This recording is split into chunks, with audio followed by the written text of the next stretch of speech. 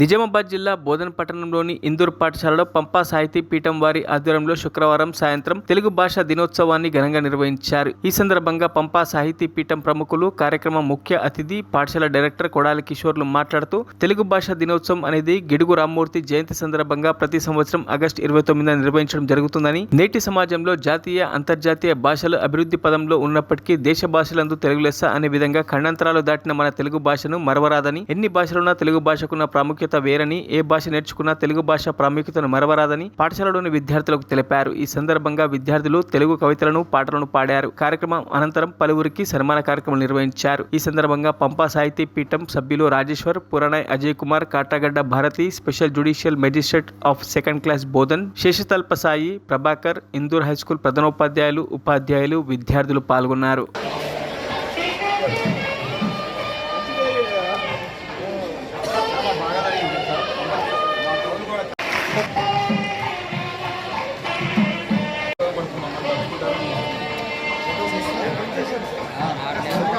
తెలుగు భాష దినోత్సవ సందర్భంగా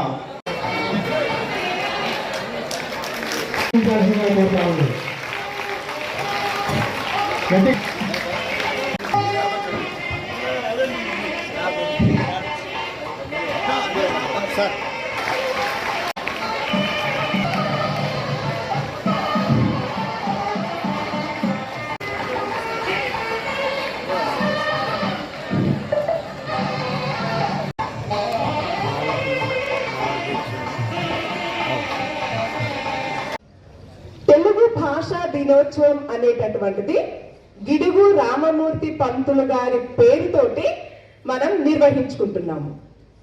మరి రేపు సెప్టెంబర్ 9న కాళోజీ గారి జయంతిని పురస్కరించుకొని మాతృభాషా దినోత్సవం అనేటటువంటిది మనము జరుపుకుంటూ ఉన్నాము రాష్ట్రం అంతటా కూడా.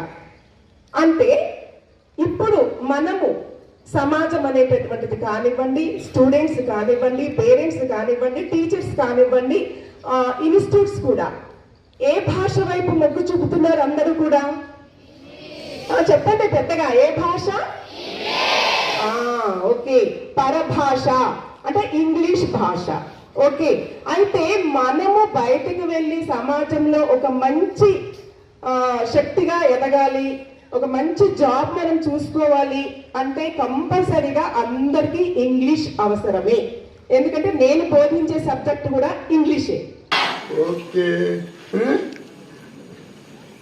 ఈరోజు పంపా సాహితీ పీఠం తరఫున తెలుగు భాషా దినోత్సవం గురించి ఇక్కడ మీ పాఠశాల ఎందుకు సెలెక్ట్ చేసిండ్రంటే ఒక చిన్న కారణం.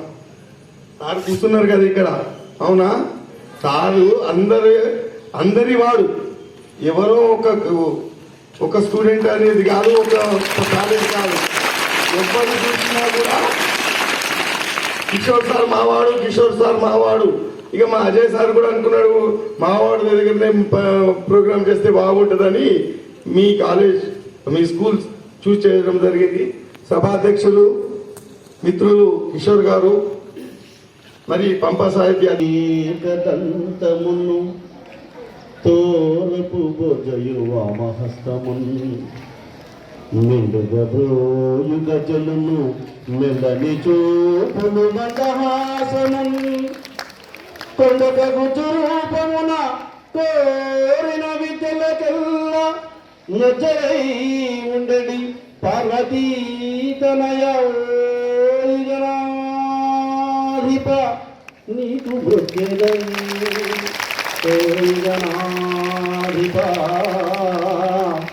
నీకు మృక్కెదం.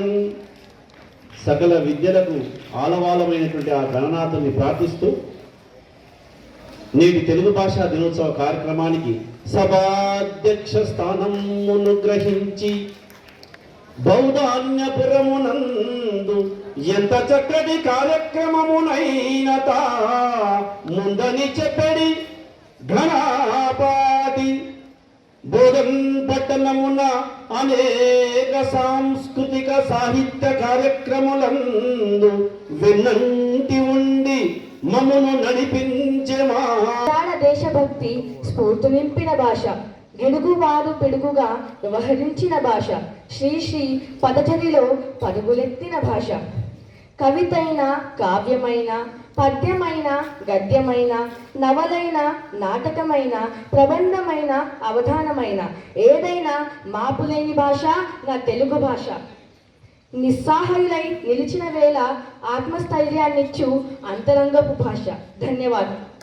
మంజూష శృతి సుఖమినదే సరళ ప్రమోదే శృతిహిత వరదే సకల వినోదే ప్రతియతి ప్రేరక కావ్య వినోదే తవ సంస్కృతిరేషా సుందర సుర భాష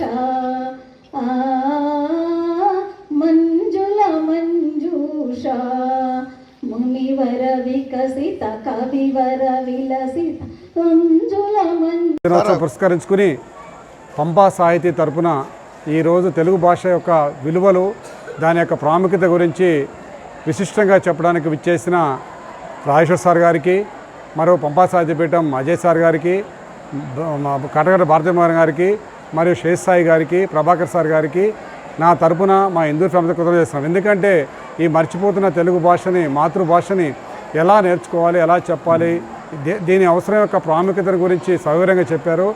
వీళ్ళందరూ కూడా నిజం కూడా ఇది చాలా గొప్ప కారణం. ముఖ్యంగా పంపా సాహిత్య పీఠాన్ని 15 సంవత్సరాల క్రితం నిర్విరామంగా 15 సంవత్సరాల నుంచి ఆ యొక్క పంపా సాహిత్య పీఠాన్ని నిలబెడటానికి కృషి చేస్తున్న వీళ్ళందరి టీం అందరికీ కూడా నా తరపున హిందూ ఫ్యామిలీ తరపున కృతజ్ఞతలు చేస్తూ మున్ముందు కూడా ఇట్లాంటి కార్యక్రమాలు పిల్లలకు అవసరమని, దీనితో మన తెలుగు భాష యొక్క మాధుర్యాన్ని నేర్చుకుంటారని అనుకుంటున్నాను. కాబట్టి ఇలాంటి అవకాశాలు మాకు ఇంకా అవకాశాలు ఇచ్చి నేర్పడానికి పంపా సాహిత్య పీఠం నుంచి మీరు ముందుకు వస్తారని కోరుకుంటూ ముగిస్తున్నాను. మరిన్ని అప్డేట్స్ కోసం మా ఛానల్ని సబ్స్క్రైబ్ చేయండి.